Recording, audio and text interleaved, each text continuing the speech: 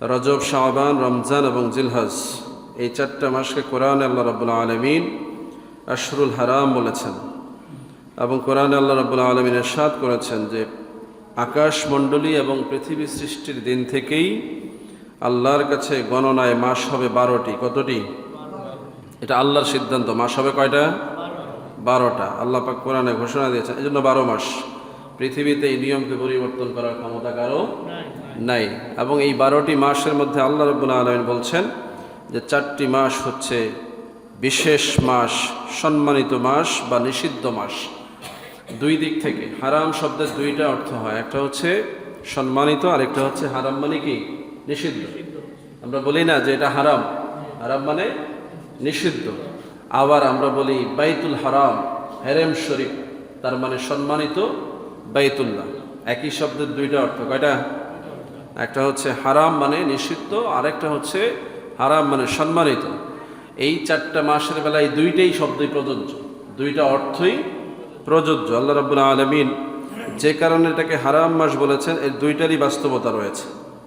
একদিকে সম্মানিত মাস, আল্লাহ রাব্বুল আলামিন এই 4টা মাসকে এমন বিশেষভাবে সম্মানিত করেছেন যে উম্মতের জন্য বেশুমার সওয়াবের ব্যবস্থা রেখেছেন। বলি সুবহানাল্লাহ।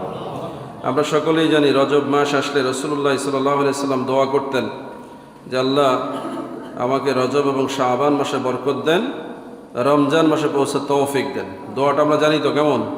কি নাম? আল্লাহুম্মা বারিক লানা ফি রজব ওয়া শাবান ওয়া বাল্লিগনা রমাদান। এই দোয়া আগামী এই কয়েকদিন, অর্থাৎ সম্ভবত বুধবার থেকে রজবের চাঁদ শুরু হবে, এই মাস জুড়ে এই দোয়া চলবে। কোন দোয়া? আল্লাহুম্মা বারিক লানা ফি রজব ওয়া শাবান ওয়া বাল্লিগনা রমাদান। রাসূলুল্লাহ সাল্লাল্লাহু আলাইহি সাল্লাম প্রত্যেক ওয়াক্ত নামাজে এই দোয়া করতেন যে আল্লাহ রজব মাসে আমাকে বরকত দেন, আর শাবান মাস পর্যন্ত থাকার তৌফিক দেন, এবং রমজান মাসে পৌঁছে দেন। এই যে 4টি মাস আল্লাহ সম্মানিত করলেন কি দিয়ে? এই মাস যেমন সম্মানিত, এই মাসের মধ্যে আল্লাহ পাক মানুষকে, নবীদেরকে, রসুলদেরকেও করেছেন সম্মানিত। বলি সুবহানাল্লাহ। হারাম মাসের জন্য বলা হয়েছে যে এই মাসে মক্কার জমিনে আরবদের নীতি ছিল, এবং আল্লাহর পক্ষ থেকে এটাও প্রসিদ্ধ ছিল যে এই মাসগুলোতে যুদ্ধ বিগ্রহ হারাম। এই মাসগুলোতে গোত্রে গোত্রে সংঘাত, পরস্পর যুদ্ধ বিগ্রহ, কোনো ধরনের অনৈতিক অনাচার, এগুলো থেকে বিরত থাকার নির্দেশনা রয়েছে। এবং আরবরাও এটা মানত, জাহেলিয়া যুগের আরবরাও এটা মানত যে তারা এই মাসগুলোতে যুদ্ধ করতো না। আপনারা জানেন যে ইয়ামে জাহেলিয়া যুগে গোত্রে গোত্রে যুদ্ধ 12 বছর, 24 বছর, 48 বছর ধরে চলতো। বছরের পর বছর যুদ্ধ চলতো। এর মধ্যে খাওয়া দাওয়া, বিবাহ শাদী, আত্মীয়তা সবই চলত। যুদ্ধ বন্ধ নাই, সামাজিকতা, ব্যবসা বাণিজ্য, আচার এগুলোও বন্ধ নাই। তবে তারা এই 4টা মাসের মধ্যে, বিশেষ করে এই শাহরুল হারাম যেগুলো, এই মাসের মধ্যে তারা যুদ্ধ বন্ধ রাখত। কারণ এই সময়গুলোতে বিভিন্ন প্রান্ত থেকে লোকেরা বাইতুল্লাহ জিয়ারতে আসতো, তাওয়াফে আসতো। এটা ইসলামের আগেও ছিল, পদ্ধতি ভিন্ন ছিল, কিন্তু বাইতুল্লাহ জিয়ারত, তাওয়াফ এটা অন্যান্য নবীদের উম্মতদের মধ্যেও ছিল। এজন্য এই সময় তারা মক্কাতে আসতো। আবার এই সময় ব্যবসায়ীরা ব্যবসায়ের উদ্দেশ্যে সিরিয়া থেকে, পারস্য থেকে সামান নিয়ে মক্কাতে আসতো। এই সময় মক্কাতে বিভিন্ন মেলা হতো, ওকাজের মেলা বলেন, বিভিন্ন ধরনের জাহেলিয়া যুগের মেলা হতো।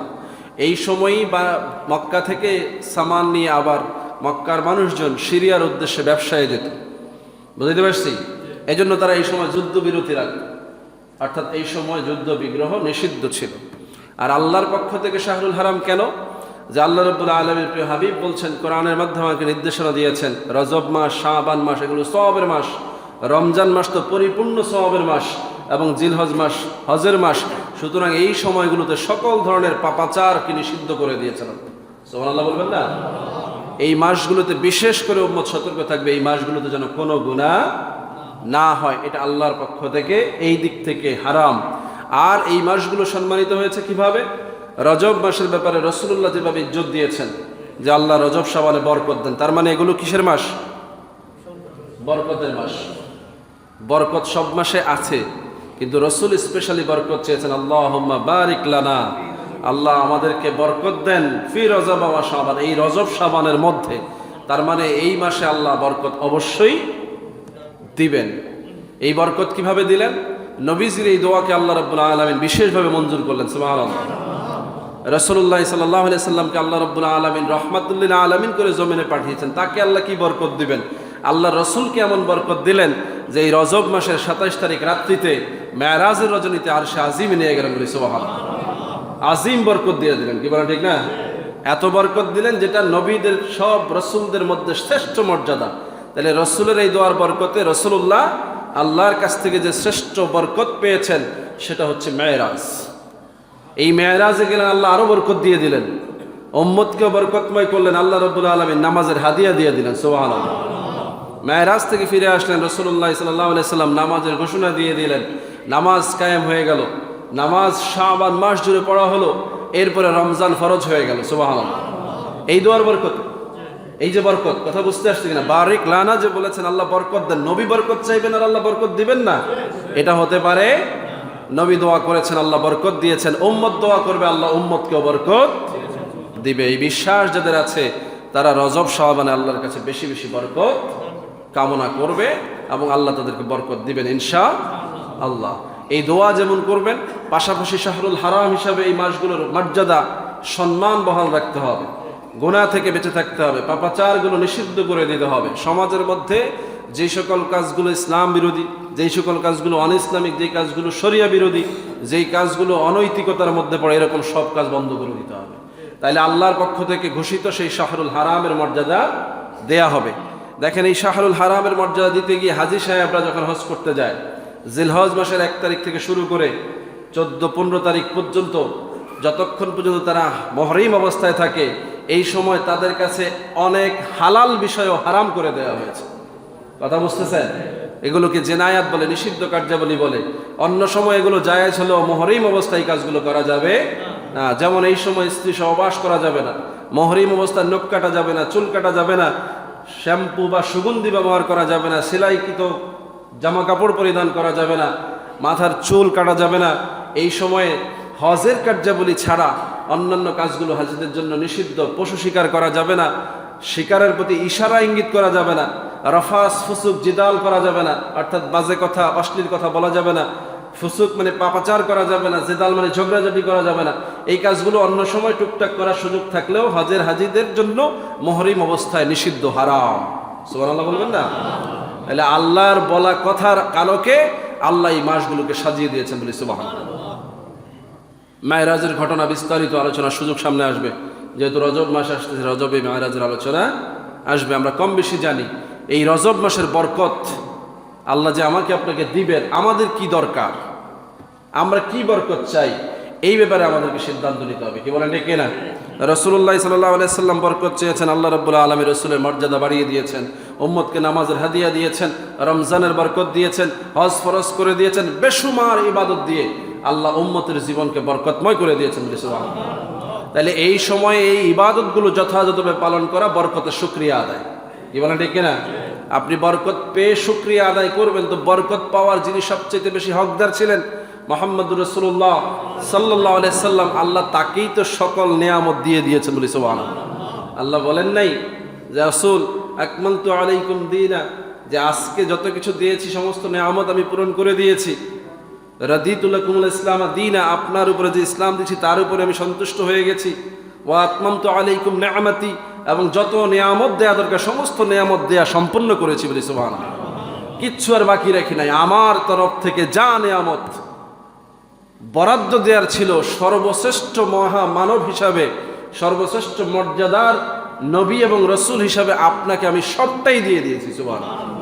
তার মানে আল্লাহ এরপরে আর কোনো বরকত বাকি রাখেন না। যদি বাকি রাখেন তাহলে সেটা কে বেশি পাওনা? নবীর চাইতে কেউ বেশি পাওনা ছিল। এজন্য আল্লাহ নবীকে যা নিয়ামত দিয়েছেন আর কেউ এর চাইতে বেশি আশা করতে পারে না। তো আমরা সেই নবীর উম্মত হিসাবে অতটুকু পেলেই তো আমাদের যথেষ্ট। কি বলেন ঠিক কিনা? নবীকে আল্লাহ যা দিয়েছেন সবটাই উম্মতের জন্য নবী ওয়াকফ করে দিয়েছেন। সুবহানাল্লাহ। সেই উম্মত যদি এই বরকত না নিতে পারে তাহলে এটা উম্মতের ব্যর্থতা। কি বলেন ঠিক কিনা? এই জন্য রজব মাস, এই বরকতময় মাস সামনে সমাগত, আমরা যেন সিদ্ধান্ত নিয়ে ফেলি যে রজব থেকেই শুরু হবে। রসুল যেমন দোয়া করে শুরু করেছেন, দোয়াটা দোয়া ছিল না, রসুল এই মাসের গুরুত্ব প্রকাশ করেছেন। আমরাও যেন এই রজব মাস থেকেই আমাদের গুরুত্বপূর্ণ ইবাদত বন্দিগি, আমাদের মুসলিম জীবন, শরিয়াবদ্ধ জীবন, এগুলো যেন আমরা স্টার্ট করে দিই। পারবো না ইনশাআল্লাহ? কি করতে হবে? রজব মাসে বাড়তি কি করার আছে? সব মাসেই তো নামাজ ফরজ, সব মাসেই তো আমার উপর আপনার উপরে রোজার মতো করে ইবাদত করা নফল সুযোগ আছে, আছে না নাই? সব মাসেই তো আমার আপনার উপরে তাসবিহ তাহলিল দুরূদ সালামের সুযোগ আছে, আছে না নাই? সব মাসেই তো আমার আপনার উপরে দান সদকা করা, মানুষের খেদমত করা ইত্যাদি যত ভালো ভালো নেকামল আছে সব মাসেই করার সুযোগ আছে। তাহলে রজব শাবানে বরকত পাওয়ার জন্য বিশেষ কি করব আমরা? প্রশ্ন জাগবে না? বিশেষ কিছু করণীয় নাই। নিজেদেরকে পরিশুদ্ধ করব, সতর্ক হব, নিজেদেরকে আমরা এই সময় অন্যান্য মাসের মতো অবহেলায় ছেড়ে দিব না। সতর্কভাবে সচেতনভাবে আল্লাহর কাছে বরকত চাইতে থাকব, দোয়া করতে থাকবো আল্লাহ আমাদেরকে বরকতময় করেন। রজব শাবানে যত বরকত আপনি নবীকে দিয়েছেন আমাদের প্রদান করেন। সহজ দোয়া। আপনি কি চাইবেন? আপনার জীবনে চাওয়ার তো শেষ নাই, আসেনি? আপনার কত প্রয়োজন, এই সব প্রয়োজনগুলো পূরণ করে দেওয়ার মালিক কে? তো রাসূলুল্লাহ সাল্লাল্লাহু আলাইহি ওয়াসাল্লাম জীবনে যা চেয়েছেন উম্মতের জন্য, এর চাইতে বেশি কেউ চাইতে পারে? পারে বলেন? কারণ উম্মতের সবচাইতে বেশি দরদি ছিলেন যিনি, উম্মতের ব্যাপারে সবচাইতে বেশি জানতেন তিনি, এবং উম্মতের ব্যাপারে কি আল্লাহর কাছ থেকে নিতে হবে এটাও সবচাইতে ভালো জানতেন তিনি, বলি সুবহানাল্লাহ। এই জন্য তিনি পেরেশান ছিলেন, উম্মতের মায়ায় তিনি কাঁদছেন। তিনি দরদি হয়েই নবীর যোগ্যতা, রসুলের যোগ্যতা, এর উপরে উঠে রহমাতুল্লিল আলামিনের যোগ্যতা নিয়ে আল্লাহর কাছ থেকে উম্মতের চূড়ান্ত ফয়সালা, নাজাতের ব্যবস্থা মঞ্জুর করিয়ে নিয়েছেন, বলি সুবহানাল্লাহ। তাহলে আমাদের দায়িত্ব হলো এই রজব মাসে আল্লাহর পক্ষ থেকে আমাদের থেকে পাওনা ক্ষমাটুকু আদায় করে নেয়া। বিগত দিনে যত গুনাহ করেছি গুনাহ থেকে তওবা করা, বিগত দিনে যত অন্যায় অপরাধ করেছে সেগুলো ছেড়ে দেয়া, বিগত দিনে যত ধরনের অনাচার করেছে এগুলো থেকে বের করে নিজেকে সতর্ক জীবনযাপনের মধ্যে নিয়ে আসা। আল্লাহ রাব্বুল আলামিন আমাদেরকে তৌফিক দান করুন, সকলে বলি আমিন। রজব মাসে একটি রোজার কথা সকল উলামায়ে কেরাম একমত হয়ে স্বীকার করেছেন। অন্যান্য রোজার ব্যাপারে বিভিন্নভাবে মিশ্র প্রতিক্রিয়া আছে, যে রজব মাসে বেশি রোজা রাখাটা কোনো কোনো সাহাবী অপছন্দ করতেন, যেহেতু শাবান মাসে রাসূল বেশি রোজা রাখতেন, রজব মাসেও রাখতেন, আইয়ামে বেজে রাসূল প্রত্যেক মাসেই রাখতেন। কিন্তু বিশেষ করে আজকের খুতবাতে যে বিষয়টি আলোচনায় আসছে, রাসূলুল্লাহ সাল্লাল্লাহু আলাইহি সাল্লাম বলেছেন যে ধরনের এই রজব মাসের যে 27 তারিখ, বিশেষ করে যেটাকে আমরা মেরাজের রজনী বলে থাকি, এই রাত্রিকে উপলক্ষ করে যদি কেউ দিনের বেলা রোজা রাখে, রাতের বেলায় ইবাদত করে, তাহলে হতে পারে আল্লাহ রাব্বুল আলামিন তার আমলনামায় 60 মাস রোজা রাখার সওয়াব লিখে দেবেন, বলি সুবহানাল্লাহ। এইরকম একটি বিষয় উম্মতের মধ্যে প্রচলিত আছে, উলামায়ে কেরাম এই বিষয়ে আলোচনা করে থাকেন। এই জন্য রজব মাসে আমাদের দেশের মানুষ রোজাও রাখে, কি বলেন ঠিক না? এই মেরাজকে উপলক্ষ করে রোজা রাখাতে কোনো অসুবিধা নাই, তবে এটাকে ফরজ মনে করার সুযোগ নাই। এটা মুস্তাহাব নফল হিসেবে রাখা যাবে, রাখলে সওয়াব হবে, না রাখলে কোনো গুনাহ নাই। সম্মানিত হাজিরিন, শাবান মাসে রোজা রাখার কথা বলা হয়েছে। রাসূলুল্লাহ সাল্লাল্লাহু আলাইহি ওয়াসাল্লাম সবচেয়ে বেশি রোজা রাখতেন শাবান মাসে। এরপরে রমজান তো পরিপূর্ণ মাসই রোজার মাস। রাসূলুল্লাহ সাল্লাল্লাহু আলাইহি ওয়াসাল্লামের এই বরকতময় দোয়াকে আমরা উপলব্ধি করার আল্লাহ তৌফিক দান করুন, সকলে বলে আমিন।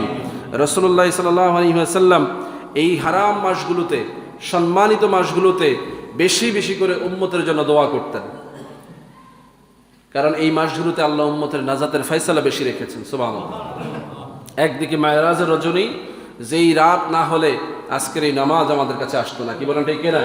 যেই রাত্রের মর্যাদা না হলে নবীর মর্যাদা সর্বশ্রেষ্ঠ পরিপূর্ণ হতো না, যেই রাত্রি না হলে আল্লাহ রাব্বুল আলামিনের পক্ষ থেকে উম্মতের নাজাতের চূড়ান্ত ফয়সালা, জান্নাত লাভের আশা তৈরি হতো না, কি বলেন ঠিক না? সেই বরকতময় রাত্রি রজব মাসে রয়েছে। এর পরবর্তী মাস শাবান মাস, শাবান মাসের মধ্যে বরকতময় রাত লাইলাতুন নিসফি মিন শাবান রয়েছে, যেটাকে আমরা লাইলাতুল বারাত তথা শবে বরাতের রাত্রি বলে থাকি। শাবান মাসের মধ্যম রাত্রি, এই রাত্রির ব্যাপারে অনেকগুলো হাদিস আসছে, সবগুলো হাদিস থেকে সহিহ রাওয়ায়াত আসছে যে এই রাত্রিতে আল্লাহ রাব্বুল আলামিন উম্মতের অধিকাংশ মানুষগুলোকে মাফ করে দিবেন, বলি সুবহানাল্লাহ। এত পরিমাণ মানুষকে ক্ষমা করে দিবেন যাদের সংখ্যা গণনা করার কোনো সুযোগ নাই। রাসূলুল্লাহ নিজেই রাত্রিতে জান্নাতুল বাকিতে দাঁড়িয়ে দোয়া করেছেন, রাত্রিভর নফল নামাজ আদায় করেছেন, নিজের হুজরায় করেছেন, মসজিদেও করেছেন, কবরস্থানে গিয়েও করেছেন। এই সংক্রান্ত হাদিসগুলো আম্মা জান আয়েশা রাদিয়াল্লাহু তাআলা আনহা থেকে রয়েছে। এ বিষয়ে আলোচনা যখন সংশ্লিষ্ট আসবে তখন আমরা এগুলো আলোচনা করবো ইনশাআল্লাহ। এই মাসগুলো দিয়ে আল্লাহ, এই বিষয়গুলো দিয়ে আল্লাহ আমাদেরকে উম্মতের নাজাতের ফয়সালার সুযোগ করেছেন, কি বলেন ঠিক না? নাজাতের ব্যবস্থা করেছেন। একইভাবে রমজান মাস, আমরা জানি যে রমজান মাস রহমত, বরকত, নাজাতের মাস। তাইলে যেই ধারাবাহিকতায় শাহরুল হারাম, এই 4টা মাসের বরকত আমরা লাভ করব, সেই মাস হচ্ছে এই রজব মাস। সুতরাং এই রজব মাসকে গুরুত্ব দেওয়া দরকার আছে না নাই? আচ্ছা, মাসকে গুরুত্ব দিতে হবে, দিনকে গুরুত্ব দিতে হবে, সপ্তাহকে গুরুত্ব দিতে হবে। এটা আল্লাহর আদেশ। কার আদেশ? সপ্তাহের মধ্যে শ্রেষ্ঠ দিন জুমার দিন, গুরুত্ব আছে না নাই? সপ্তাহের মধ্যে বিশেষ রাত্র জুমার রাত্র, গুরুত্ব আছে না নাই? সপ্তাহের মধ্যে বিশেষ দিন সোমবার দিন, গুরুত্ব আছে না নাই? সপ্তাহের মধ্যে বিশেষ দিন বৃহস্পতিবার দিন, গুরুত্ব আছে না নাই? এ সংক্রান্ত হাদিসগুলো আমাদের সকলের জানা আছে, তাই না? সোমবার দিন, বৃহস্পতিবার দিন কবরবাসীদের কবর আযাব হালকা করা হয়। বৃহস্পতিবার দিন পুরো সপ্তাহের আমলনামা আল্লাহর দরবারে ন্যস্ত করা হয়। শুক্রবার রাত্রিতে যদি কেউ আল্লাহর দরবারে দোয়া করে তাদের গুনাহ মাফ করা হয়। শুক্রবার জুমার নামাজের পর থেকে আসরের নামাজের মধ্যবর্তী সময়ের মধ্যে কেউ যদি রাসূলের উপরে দুরূদ পড়ে দোয়া করে, এমন একটি বিশেষ সময় আছে যেই সময় সমস্ত দোয়া কবুল হয়ে যায়, বলি সুবহানাল্লাহ। তাইলে এই সময়গুলো তালাশ করে করে, এই ওয়াক্তগুলো, ক্ষণগুলো, মাসগুলো বিবেচনা করে করে যারা জিন্দেগি করে তারাই প্রকৃত মুসলমান, কি বলেন ঠিক কিনা? এই সংক্রান্ত ইবাদতের জিন্দেগি সাজানোর জন্য আমাদেরকে আল্লাহ রাব্বুল আলামিন আদেশ করেছেন, ইয়া আইয়ুহাল্লাযীনা আমানুত্তাকুল্লাহ ওয়া কুনু মা'আস সাদিকিন। তোমরা আল্লাহকে ভয় করো আর সত্যবাদী লোকদের সঙ্গে থাকো। সুবহানাল্লাহ বলবেন না? এই আয়াত বললে অনেকের গায়ে আগুন ধরে যায়। সত্যবাদী বলতেই সবাই বুঝে যে আল্লাহওয়ালা লোকদের কথা বলা হয়েছে। কাদের কথা? আল্লাহ 4 শ্রেণীর মানুষকে মর্যাদা দিয়েছেন, নবী, শহীদ, সিদ্দিক এবং সালফে সালেহিন। এই সিদ্দিকরা হচ্ছে সত্যবাদী। নবী তো চলে গেছেন, আর নবী আসবে না। শহীদ, যারা ক্ষেত্র বিশেষ শহীদ হবে তারা শহীদের মর্যাদা পাবে, সবাই শহীদের মর্যাদা পাবে না। কিন্তু সিদ্দিক হওয়ার সুযোগ অনেকেরই আছে, আছে না নাই? এই সিদ্দিক হওয়ার জন্য এই রজব মাস হচ্ছে উত্তম মাস, যেই মাসকে কেন্দ্র করে আল্লাহ রাব্বুল আলামিন হযরত আবু বকর সিদ্দিক রাদিয়াল্লাহু তাআলা আনহুকে সিদ্দিকে আকবর খেতাব দিয়েছেন, বলি সুবহানাল্লাহ। এই ঘটনা সংক্ষেপে যদি বলি যে মেরাজের রাত্রে রাসূলুল্লাহ যখন মেরাজ থেকে ফিরে আসলেন, ফজর আদায় করে তিনি এই সংবাদটা সাহাবাদেরকে শোনানোর জন্য রওনা দিয়েছেন। সর্বপ্রথম দেখা হলো আবু জাহেলের সাথে। কার সাথে? মক্কায় তার নাম ছিল আবুল হাকাম। কি নাম ছিল? জ্ঞানীদের পিতা। এর সাথে দেখা হলো। এই লোকটাকে রাসূলুল্লাহ মেরাজের ঘটনা শুনাইলেন। এই লোকটা হাসি তামাশা শুরু করে দিল, দৌড়াইতে শুরু করলো, লোকদের কাছে প্রচার করবে যে মুহাম্মদ পাগল হয়ে গেছে, নাউযুবিল্লাহ। আবু বকরের সাথে সাক্ষাৎ হলো, ঘটনা শুনাইলো, তোমার নবী মুহাম্মদ তো এখন এরকম বলাও শুরু করেছে, একদম পুরা, নাউযুবিল্লাহ। তার হাস্যরসের কারণে আবু বকর বলল, নবী যদি বলে থাকে তিনি সত্য বলেছেন, বলি সুবহানাল্লাহ। নবীর সাথে সাক্ষাৎ হয়েছে। নবীজিকে জিজ্ঞেস করলেন, ইয়া রাসূলুল্লাহ আপনি এই কথা বলেছেন? রাসূল বললেন, হ্যাঁ বলেছি। তো রাসূলুল্লাহকে তিনি বললেন যে আমি এই কথা বিশ্বাস করে নিয়েছি। রাসূলুল্লাহ বললেন, তুমি আবু জাহেলের মুখ থেকে শুনে আমার ব্যাপারে এই তাজিম করার কারণে আল্লাহ তোমাকে সিদ্দিক আকবর খেতাব দিয়ে দিয়েছিল, সুবহানাল্লাহ। তাহলে সিদ্দিক হওয়ার মাস রজব মাস, কি বলেন ঠিক কিনা? আবার এই একই মাসে আবু জাহেল হওয়ারও মাস। আবুল হাকাম নবীকে অবিশ্বাস করার কারণে, এই জ্ঞান গর্ব বিষয়টাকে উপলব্ধি করতে সক্ষম না হওয়ার কারণে জ্ঞানীদের পিতা হয়ে গেল আবু জাহেল, জাহেলদের পিতা, বলি নাউযুবিল্লাহ। তাইলে এই মাসের দরকার আছে না নাই? গুরুত্ব বোঝার জন্য আমাদেরকে এই মাস বেশি বেশি করে আলোচনা, পর্যালোচনা, নেক আমল এবং এই মাসের গুরুত্ব বুঝে বুঝে চলার চেষ্টা করতে হবে। আল্লাহ তৌফিক দান করুন, সকলে বলি আমিন। ওয়া মা আলাইনা ইল্লাল বালাগ। আসসালামু আলাইকুম ওয়া রাহমাতুল্লাহি ওয়া বারাকাতুহু। যারা কাবলাল জুমা আদায় করেন 4 রাকাত সুন্নাত পড়ে নেবেন ইনশাআল্লাহ।